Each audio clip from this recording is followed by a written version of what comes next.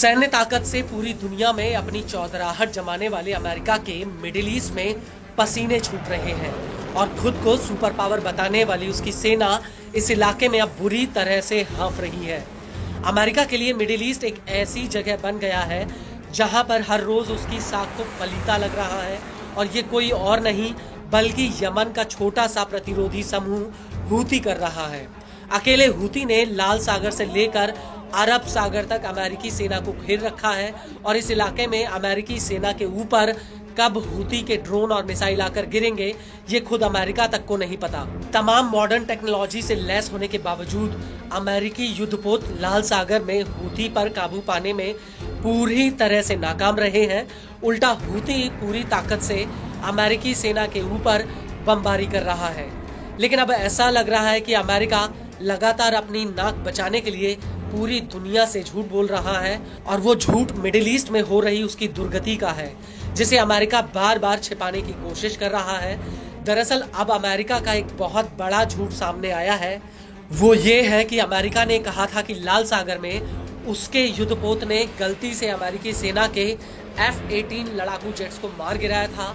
लेकिन अब हूती का कहना है कि ये जेट अमेरिकी सेना ने नहीं बल्कि उसके लड़ाकों ने मार गिराया था और अपनी इज्जत बचाने के लिए अमेरिका ने कहा था कि गलती से उसके ही युद्धपोत ने इस जहाज पर हमला किया था।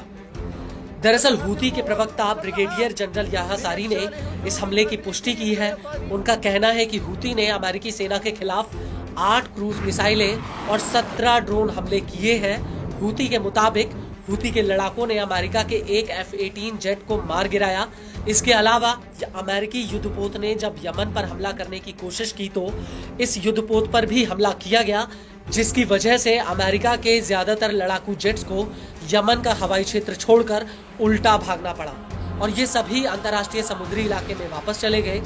हूती के मुताबिक उसने अमेरिका के USS हैरी ट्रूमैन युद्धपोत पर हमला किया था जिसे बचाने के लिए ये जेट्स आगे आए थे। نجحت القوات المسلحة في إفشال هجوم أمريكي بريطاني على بلدنا حيث تم استهداف حاملة الطائرات USS هاري تورمان وعدد من المدمرات التابعة لها بالتزامن مع بدء الهجوم العدواني مساء يوم أمس على بلدنا. ونفذت العملية ب8 صواريخ مجنحة و17 طائرة مسيرة. وقد أدت العملية بعون الله تعالى إلى الآتي: أولا إسقاط طائرة F-18 وذلك أثناء محاولة المدمرات التصدي للمسيرات والصواريخ اليمنية।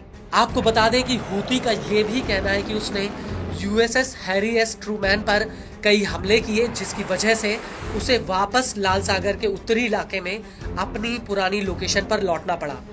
हूती का कहना है कि उसके लड़ाकों ने अमेरिका और ब्रिटेन के हमलों को पूरी तरह से नाकाम कर दिया और अगर भविष्य में यमन के ऊपर हमला दोबारा होता है तो वो इसका पूरी ताकत से जवाब देने के लिए तैयार है।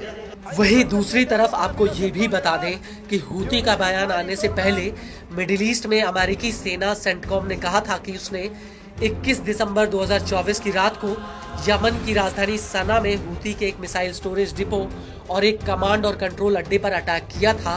अमेरिकी सेना का कहना था कि यह हमला हूती की दक्षिणी लाल सागर, बाब अल मंदेब और अदन की खाड़ी में अमेरिकी नौसेना और मालवाहक जहाजों पर हमला करने की ताकत को कम करने के लिए किया गया था। इस सब के बीच आपको ये भी बता दें कि हूती के हमलों को लेकर इजराइल के पीएम नेतन्याहू का एक बहुत बड़ा बयान आया है। नेतन्याहू ने अपने बयान में कहा कि मिडिल ईस्ट में जो हाल उन्होंने दूसरे आतंकी संगठनों का किया है वही हाल वो हूती का भी करेंगे भले ही इसमें समय क्यों ना लगे। כפי שפעלנו בעוצמה נגד זרועות הטרור של ציר הרשע של איראן, כך נפעל נגד החות'ים. רק שבמקרה הזה אנחנו לא פועלים לבד. ארצות הברית וגם מדינות אחרות רואות כמונו את החות'ים כאיום לא רק על השייט הבינלאומי, על הסדר הבינלאומי. ולכן אנחנו נפעל בעוצמה, בנחישות ובתחכום. ואני אומר לכם שגם אם זה ייקח זמן, התוצאה תהיה אותה תוצאה. אותה תוצאה כמו מול זרועות הטרור האחרות.